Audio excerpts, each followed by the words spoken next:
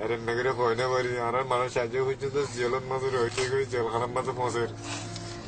Uvaşça tireççe tarar hüccende patna var, fanine var. Hacı funları basasılı zulümünden ara sandin hava yacı. At the end of a jetty on the coast of Bangladesh, the sound of misery rises up above the wind and the waves. 140 men and boys have been caught by the Coast Guard. They're Muslims from neighbouring Burma, and they're pleading and praying for their lives. "Oh Allah, save us," they cry. But the officers aren't listening. After weeks of violence in northwest Burma, members of the Muslim minority, called the Rohingya, are trying to flee. But no one wants them. An officer takes photos. His colleagues hand out water and a packet of rice. And then they order the group back out to sea.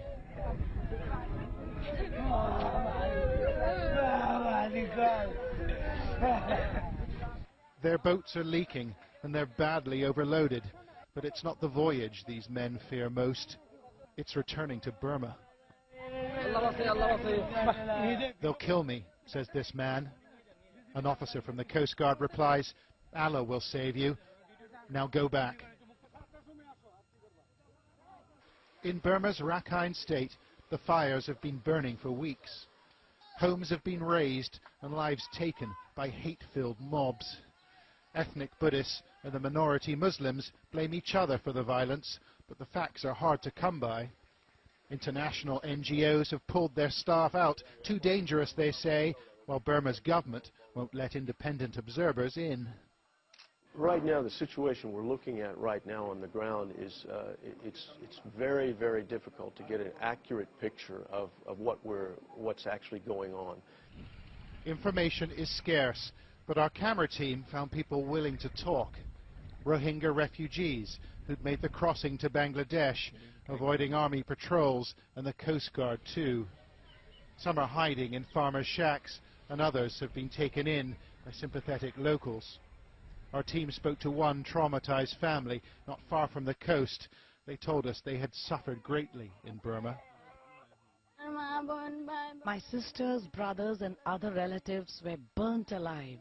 They burnt my own children. We couldn't bear it anymore, so we came to Bangladesh. The Coast Guard turned us back 3 times, and we floated at sea for 4 days and 4 nights. And then we managed to sneak in. 3 of our children were burned to death in Burma. Another 2 died in the boat getting here." Like other Rohingya refugees, members of this family told us that policemen and members of the military in Burma took sides, participating in attacks on Muslims. Muhammad Islam says he saw a Burmese helicopter attack boats packed with refugees. There were 3 boats together when we set off, and another 3 followed us. The 3 boats that lagged behind were attacked by a helicopter and caught fire. He thinks almost 50 people were killed, although Burma has denied the allegation. The helicopter was circling in the sky. We saw something reddish fall on the boats, and instantly they exploded into flames. 300,000 Rohingya already live in Bangladesh, many in this desperately overcrowded refugee camp. And the government here says it won't take any more. The Rohingya are Burma's problem. But some have made it through, like these famished refugees eating rice on the floor of our team's hotel room. Everyone wants to take shelter in Bangladesh, but they can't get in. The police are everywhere. Mr. Shakur painted a distressing picture of his hometown, of residents and neighbours consumed by hate and bloodlust. They slashed our children. They put a sharp sword on the ground. They held infants above the sword and let the infants fall on it. They killed the babies that way. Did you see this happen? We asked him. Yes, I did. I saw it with my own eyes.